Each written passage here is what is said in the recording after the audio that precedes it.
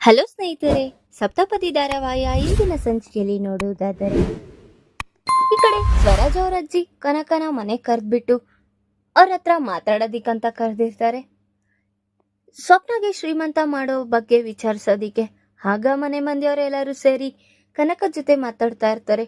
ಈಗ ಹೇಗಿದ್ರು ಒಬ್ರು ಸ್ವಪ್ನ ಜೊತೆ ನೋಡ್ಕೊಳಕ್ ಬೇಕಾಗುತ್ತೆ, ಈಗ ಅವ್ರ ಅಮ್ಮ ಇದ್ರನೆ ಸರಿ ಹೋಗುತ್ತೆ ಅಂತ ಸ್ವರಾಜ್ ಅವ್ರ ಅಜ್ಜಿ ಹೇಳ್ತಿದ್ದಾಗ ಕನಕಗೆ ತುಂಬಾ ಬೇಡ ಅಮ್ಮೋರೆ, ನಾನು ನಮ್ಮ ಮಗಳನ್ನ ನಮ್ಮನೆಗೆ ಕರ್ಕೊಂಡು ಹೋಗ್ತೀನಿ ಅಂತ ಹೇಳ್ತಿದ್ದಾಗ ರುದ್ರಾಣಿ ಫಸ್ಟು ಆ ಕೆಲಸ ಮಾಡಿ, ನಿಮ್ಮ ಮಗಳಿಂದೆ ಯಾರೂ ಇಲ್ಲಿ ಸುತ್ತಾಡ್ಕೊಂಡಿರೋದಿಕ್ಕಾಗಲ್ಲ, ನಿಮ್ಮ ಮಗಳನ್ನ ನೀವೇ ನೋಡ್ಕೊಳ್ಳಿ ಅಂತ ಅವಳು ಹೇಳ್ತಾ ಇರ್ತಾಳೆ.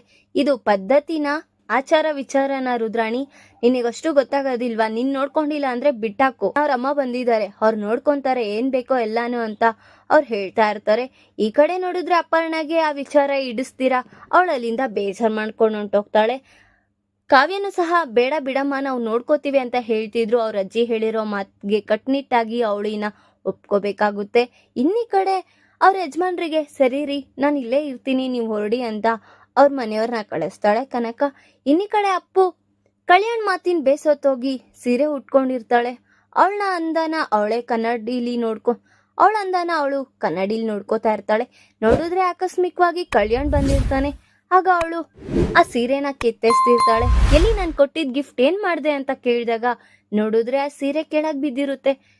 ನನಗ್ ಗೊತ್ತಾಯ್ತು ಬಿಡು, ನೀನ್ ಆ ಸೀರೆ ಎಂತಕ ಮೂಲೆಯಲ್ಲಿ ಎಸ್ತಿದ್ಯಾ ಅಂತ, ನಿನಗಿಷ್ಟ ಆಗಿಲ್ಲ ಅಲ್ವಾ, ಅದಕ್ಕೆ ಅಲ್ವಾ ಅಂತ ಹೇಳ್ತಾ ಇದ್ರು. ಇಲ್ಲ, ನನಗ್ ಸೀರೆ ಇಷ್ಟ ಆಯ್ತು ಅಂತ ಅವಳು ಸಹ ಹೇಳ್ತಾ ಇರ್ತಾಳೆ. ಆದ್ರೂ ನಿನಗ್ ಸೂಟ್ ಆಗಲ್ಲ ಬಿಡು ಅಪ್ಪು ಅಂತ ಅವನು ಇನ್ನ ನೋವಾಗಿರೋ ಹೃದಯಕ್ಕೆ ಇನ್ನ ನೋವು ಮಾಡ್ಬಿಟ್ಟು ಹೋಗ್ತಾನೆ. ಈ ಕಡೆ ನೋಡಿದ್ರೆ ಅಪ್ಪುಗೆ ತುಂಬಾ ಬೇಜಾರಾಗಿ ಅವಳೇ ಹೇಳ್ತಾ ಇರ್ತಾಳೆ. ಇನ್ನೀ ಕಡೆ ಅಪರ್ಣ ಕನಕ ಇರೋ ವಿಚಾರ ಅವಳಿಗೆ ಹಿಡಿಸ್ತೀರಾ ಒಳಗಡೆ ಬೇಜಾರ್ ಮಾಡ್ಕೊಂಡು ಕೂತಿರ್ತಾಳೆ. ಆಗ ಅವ್ರ ಯಜಮಾನ್ರು ಬಾ, ಇನ್ನೇನು ಊಟ ಹೊತ್ತಾಯ್ತು, ತಿನ್ನೋಣ ಅಂತ ಕರೀತಿದ್ದಾಗ ನನಗೆ ಹೊಟ್ಟೆ ಹಸುವಿಲ್ಲ, ನಾನು ಬರೋದಿಲ್ಲ, ನೀವು ಹೋಗಿ ಅಂತ ಹೇಳ್ತಿದ್ರು. ಏಕೆ, ಕಾವ್ಯ ಅವ್ರ ಅಮ್ಮ ಇದ್ದಾರೆ ಅಂತ ಬರ್ತಿಲ್ವಾ ನೀನು ಅಂತ ಕೇಳಬೇಕಾದ್ರೆ ಇಲ್ಲ, ನಾನು ಎಲ್ಗೂ ಬರೋದಿಲ್ಲ. ಅಲ್ಲ, ಅವಳನ್ನ ಅಲ್ಲಿ ಕಳಿಸ್ಬೋದಾಗಿತ್ತು, ಇಲ್ಲ ಒಬ್ರು ಟೇಕ್ ಕೇರ್ ಅವ್ರನ್ನ ಇಡ್ಬೋದಾಗಿತ್ತು. ಈಗ ಅವ್ರಮ್ಮ ಬಂದು ಈಗ ಇಲ್ಲಿ ಏನೇನು ರಾದಂತ ಮಾಡಬೇಕು ಅಂತ ಪಣ ತೊಟ್ಟು ನಿಂತಿದ್ದಾರೋ, ನನಗಂತೂ ಒಂಚೂರು ಇಷ್ಟ ಆಗಲ್ಲ. ಅಪರ್ಣ ಹೇಳ್ಬೇಕಾದ್ರೆ ಅವ್ರ ಯಜಮಾನ್ರು ನೀನ್ ಈ ತರ ಯೋಚನೆ ಮಾಡೋದನ್ನ ಬಿಡು, ಎಲ್ಲಾರು ಅವರು ನಮ್ ಕುಟುಂಬದವ್ರೆ, ಏಕೆ ನಮ್ಮ ಮನೆಗೆ ಇಬ್ರು ಸೊಸೆಂದಿರ್ ಬಂದಿದ್ದಾರೆ, ಅವರೇ ಇನ್ನೂ ಜಾಸ್ತಿ, ಅವರೇ ಈ ಮನೆ ಕನ್ಯಾದಾನ ಮಾಡಿರೋರು, ಏನು ಆಗಲ್ಲ ಎದ್ಬಾ ಅಂತ ಅವಳನ್ನ ಕರ್ಕೊಂಡು ಹೋಗ್ತಾರೆ. ಇನ್ನೀ ಕಡೆ ಮನೆ ಮಂದಿಯವರೆಲ್ಲರೂ ಊಟಕ್ಕೆ ಕೂತಿರ್ತಾರೆ. ಕಾವ್ಯ ಮತ್ತೆ ಕನಕ ಇಬ್ರು ಬಡಿಸ್ತಾ ಇರ್ತಾರೆ. ಆಗ ಅಮ್ಮ ನೀನು ಕುತ್ಕೊಂಡು ಊಟ ಮಾಡಮ್ಮ ಅಂತ ಹೇಳ್ಬೇಕಾದ್ರೆ ಇಲ್ಲ ಕಾವ್ಯ, ನಾನು ಆಮೇಲೆ ಮಾಡ್ತೀನಿ ಅಂತ ಹೇಳ್ತಾ ಇರ್ತಾಳೆ ಕನಕ. ನೋಡಿದ್ರೆ ಅವ್ರ ಅಳಿಯ ಅತ್ತೆ ಬನ್ನಿ, ನಾನು ಇದೇ ತರ ಬಂದಾಗ ಹೀಗೆ ನಿಂತಿರ್ತೀನ, ಕುತ್ಕೊಂಡು ಊಟ ಮಾಡಿ ಬನ್ನಿ ಅಂತ ಅವ್ನ್ ಬಲವಂತ ಮಾಡೋದ್ರಿಂದ ಹೋಗಿ ಕುತ್ಕೊಂಡು ಊಟ ಮಾಡೋದಿಕ್ ಹೋಗಿರ್ತಾಳೆ. ನೋಡಿದ್ರೆ ಅಪರ್ಣಗೂ ಇಷ್ಟ ಆಗ್ತಿರೋದಿಲ್ಲ. ರುದ್ರಾಣಿಗಂತೂ ಇವಳು ನಮ್ ಬೀಗ್ರು ಅಲ್ವೇ ಅಲ್ಲ ಅನ್ನೋ ತರ ನೋಡ್ತಾ ಇರ್ತಾಳೆ. ನೋಡಿದ್ರೆ ಈಗ ಕನಕ ಹೌದು ಎಲ್ ಮಲ್ಕೊಂತಾಳೆ ಅಂತ ರುದ್ರಾಣಿ ಕೇಳ್ಬೇಕಾದ್ರೆ ಧಾನ್ಯಲಕ್ಷ್ಮಿ ಹೇಳ್ತಾಳೆ, ಎಲ್ಲಾರು ಈಗ ಜೋಡಿಯವ್ರು ಇದೀವಿ, ಏಕಾಂಗಿಯಾಗಿ ಇರೋದ್ ನೀನೊಬ್ಳೆ ಅಲ್ವಾ, ನಿನ್ ಜೊತೆನೆ ಮಲಗಿಸ್ಕೊ ನಿಮ್ ಬೀಗರ್ನ ಅಂತ ಹೇಳ್ತಾ ಇರ್ತಾಳೆ. ಏನು ನನ್ ಜೊತೆನಾ? ಅವಳು ಡಿಸಪಾಯಿಂಟ್ ಆಗಿ ಇವಳನೀಗ ನನ್ ಜೊತೆ ಮಲ್ಸ್ಕೋಬೇಕಾ ಅಂತ ಯೋಚನೆ ಮಾಡ್ತಾ ಇರ್ತಾಳೆ. ಇನ್ನಿ ಕಡೆ ಅಪ್ಪು ತುಂಬಾ ಬೇಸೊತ್ತೋಗಿ ಅವ್ರ ದೊಡ್ಡಮ್ಮನ ಹತ್ರ ಮಾತಾಡ್ತಾ ಇರ್ತಾಳೆ. ಹೌದು ದೊಡ್ಡಮ್ಮ, ನೀನ್ ಹೇಳ್ದಂಗೆ ನಾನು ಅವನ್ನ ಯಾವ ರೀತಿ ಪ್ರೀತಿ ಮಾಡಿದ್ದೀನಿ ಅಂದ್ರೆ ನನ್ನಲ್ಲಿ ನಾನೇ ಮರ್ತೋಗ್ಬಿಟ್ಟಿದ್ದೀನಿ. ನೀನ್ ಅಷ್ಟು ಹೇಳಿದ್ರು ನಾನು ಅದನ್ನ ತಲೆಗೆ ಹಾಕೊಳ್ದಿರ ನನ್ನ ಹಠನ ನಾನು ಸಾಧಿಸ್ಕೊಂಡೆ. ಅರೆ ನನಗಿವಾಗ ತುಂಬಾ ಬೇಜಾರಾಗ್ತಿದೆ, ನನ್ನ ಮನ್ಸನ್ನ ಅವನು ಅರ್ಥ ಮಾಡ್ಕೊತಾನೆ ಅಂತ ಅನ್ಕೊಂಡೆ. ನೋಡಿದ್ರೆ ನಾನು ಹಾಕೋ ಉಡುಪನ್ನು ಸಹ ಅವನು ಇಯಾಳ್ಸಿ ನೋಡ್ತಾನೆ. ಅವಳ ಹತ್ರ ಈ ತರ ನನ್ನ ಬಟ್ಟೆ ಬಗ್ಗೆ ಮಾತಾಡ್ತಾ ಇದ್ದಿದ್ದು ನನಗೆ ತುಂಬಾ ಹರ್ಟ್ ಆಯ್ತು ಅಂತ ಅವಳು ತುಂಬಾ ಅಳ್ತಾ ಇರ್ತಾಳೆ. ಧಾರಾವಾಹಿಯ ಪ್ರತಿಯೊಂದು ಸಂಚಿಕೆ ತಪ್ಪದೆ ನೋಡಬೇಕಾದರೆ ನಮ್ಮ KTVS 365 ಚಾನಲ್ನ ಈಗಲೇ ಸಬ್ಸ್ಕ್ರೈಬ್ ಮಾಡ್ಕೊಳ್ಳಿ. ಹಾಗೆ ಪಕ್ಕದಲ್ಲಿರುವ ಬೆಲ್ ಬಟನ್ ಅನ್ನು ಪ್ರೆಸ್ ಮಾಡಿ ಅದರಲ್ಲಿ ಆಲ್ ಆಪ್ಷನ್ ಸೆಲೆಕ್ಟ್ ಮಾಡ್ಕೊಳ್ಳಿ. ಇದರಿಂದ ನಾವು ರಿಲೀಸ್ ಮಾಡುವಂತಹ ಸಂಚಿಕೆ ಅಪ್ಡೇಟ್ ನೋಟಿಫಿಕೇಶನ್ ಸಿಗುತ್ತೆ. ಇನ್ನಿ ಕಡೆ ರುದ್ರಾಣಿ ಮತ್ತೆ ಕನಕ ಇಬ್ರು ಸೇರಿ ಮಲ್ಕೊಂಡಿರ್ತಾರೆ. ಹೇಗಾದ್ರೂ ಈ ಕನಕನ ನಾನು ಈ ರೂಮಿಂದ ಓಡಿಸ್ಬೇಕಲ್ಲ ಅಂತ ಯೋಚನೆ ಮಾಡಿ AC ಸ್ಪೀಡ್ ತುಂಬಾ ಜಾಸ್ತಿ ಮಾಡಿರ್ತಾಳೆ. ಅವಳು ನಡ್ಗೋ ಅಷ್ಟು ಸ್ಪೀಡ್ ಮಾಡಿರ್ತಾಳೆ. ನೋಡಿದ್ರೆ ಕನಕಗೆ ತುಂಬಾ ನಡ್ಕ ಆಗ್ತಾ ಇರುತ್ತೆ. ಆದ್ರೂ ಅವಳು ಬೆಡ್ಶೀಟ್ ಕಿತ್ಕೊಳ್ಳೋಕ್ಕೆ ಟ್ರೈ ಮಾಡ್ತಾ ಇದ್ರು. ಅವಳು ಬೆಡ್ಶೀಟ್ ಕೊಡ್ದಿರಂಗೆ ಅವಳೇ ಇಟ್ಕೊಂಡಿರ್ತಾಳೆ. ಕನಕಾಗೆ ತುಂಬಾ ಬೇಜಾರಾಗಿ ರುದ್ರಾಣಿ ಸೀರೆಗಳನ್ನೇ ಅವಳು ತುಂಬಾ ಮೈ ತುಂಬಾ ಸುತ್ಕೊಂಡು ಮಲ್ಕೊಂಡಿರ್ತಾಳೆ. ಇನ್ನೀ ಕಡೆ ಕಾವ್ಯ ರಾಜ್ ಜೊತೆ ಮಾತಾಡೋಣ ಅಂತ ಮಾತಾಡ್ಬೇಕಾದ್ರೆ ಏನ್ರಿ ಇವತ್ತು ನನ್ನ ಜೊತೆ ಮಾತಾಡ್ತಾನೆ ಇಲ್ಲ, ಯಾಕ್ರಿ ಅಂತ ಕೇಳ್ದೆ.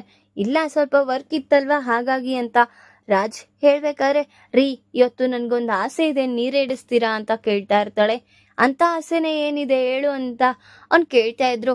ರೀ ಪ್ಲೀಸ್ ರೀ, ನಾನು ಮದ್ವೆ ಆದಾಗಿಂದ ಏನೂ ಕೇಳಿಲ್ಲ, ಇದನ್ನೇ ಕೇಳ್ತಾ ಇದ್ದೀನಿ, ಇದೊಂದು ನಡ್ಸಿ ಅಂತ ಅವಳು ಹೇಳ್ಬೇಕಾದ್ರೆ, ಹೋ ಎಲ್ಲ ಹೆಂಗಸರು ಹೇಳೋದು ಇದೊಂದೇ, ಮದ್ವೆ ಆದ್ಮೇಲೆ ಇದೊಂದೇ ನಾನು ಕೇಳ್ತಾ ಇರೋದು ಅಂತ ಹೇಳ್ತಾರೆ. ನೋಡಿದ್ರೆ ಏನೇನೋ ಕೇಳಿರ್ತೀರಾ, ಅದು ನಮಗೆ ಗೊತ್ತಿರುತ್ತೆ, ನಿಮಗೇನು ಗೊತ್ತಿರುತ್ತೆ ಅಂತ ಅವ್ನು ವ್ಯಂಗ್ಯವಾಗಿ ಮಾತಾಡ್ತಾ ಇರ್ತಾನೆ. ಇವಾಗ ಕೊಡ್ಸಕ್ಕಾಗುತ್ತಾ ಇಲ್ವಾ ನಿಮಗೆ ಅಷ್ಟೇಳಿ ಅಂತ ಅವಳು ಕಂಡೀಷನ್ ಆಗಿ ಹೇಳ್ಬೇಕಾದ್ರೆ, ಅಂಥದ್ದು ಏನು ಹೇಳು ಅಂತ ಕೇಳ್ತಾನೆ ರಾಜ್. ಈಗ ನನಗೆ ಸ್ವೀಟ್ ಪಾನ್ ತಿನ್ಬೇಕು ಅನ್ನಿಸ್ತಿದೆ ರೀ, ಪ್ಲೀಸ್ ರೀ ಕೊಡಿಸ್ರಿ ಅಂತ ಅವಳು ಕೇಳಬೇಕಾದ್ರೆ, ಹಾ ಅಷ್ಟೇನಾ, ಇರು ಹೀಗೆ 5 ನಿಮಿಷ ಅಷ್ಟೇನಾ, ಬಿಡು ನಾಳೆ ಆಫೀಸ್ಗೆ ಹೋಗ್ಬೇಕಾದ್ರೆ ಕೊಡಿಸ್ತೀನಿ ಅಂತ ಅವ್ನು ಹೇಳ್ಬೇಕಾದ್ರೆ, ಇಲ್ಲ ಇಲ್ಲ ನನಗೆ ಹೀಗೆ ಬೇಕು, ನಾನು ಹೀಗೆ ತಿನ್ಬೇಕು ಅಂತ ಅವಳು ಹಠ ಹಿಡಿತಾ ಇರ್ತಾಳೆ. ಇರು ನೋಡೋಣ ಆನ್ಲೈನಲ್ಲಿ ಅಂತ, ಇರು ಆರ್ಡರ್ ಮಾಡೋಣ ಅಂತ ಅವ್ನು ಫೋನಲ್ಲಿ ನೋಡಿದ್ರೆ ಆರ್ಡರ್ ಎಲ್ಲ ಯಾವುದೂ ಇರ್ದಿರ ಅವನು ತುಂಬ ಡಿಸಪಾಯಿಂಟ್ ಆಗಿರ್ತಾನೆ. ಈಗ ನಾನು ತಿನ್ನೋದಕ್ಕಾಗಲ್ವಾ ಅಂತ ಅವಳು ತುಂಬ ಡಿಸಪಾಯಿಂಟ್ ಆಗಿದ್ದಾಗ, ಸರಿ ಬಾ ನಿನಗೆ ಸ್ವೀಟ್ ಪಾನ್ ಅಷ್ಟೇ ಅಲ್ವಾ, ನಡಿ ಕರ್ಕೊಂಡು ಹೋಗ್ತೀನಿ ತಿನ್ನು ಅಂತ ಅವಳನ್ನ ಕರ್ಕೊಂಡು ಹೋಗೋದಿಕ್ಕೆ ಹೊರಟಿರ್ತಾನೆ. ಇನ್ನೀ ಕಡೆ ರಾಜ್ ಗಾಡಿ ಬೀಗ ಎತ್ಕೊಂಡಿದ್ ನೋಡಿ, ಏನ್ರಿ ಗಾಡಿ ಬೀಗ ಎತ್ಕೊಂಡಿದ್ದೀರಾ ಅಂತ ಕೇಳ್ತಾ ಇರ್ತಾಳೆ. ಹಾ ನಾವಿವಾಗ ಗಾಡಿಲೇ ಹೋಗೋದು, ಹೊರಡೋಣ ನಡಿ ಅಂತ ಹೇಳು.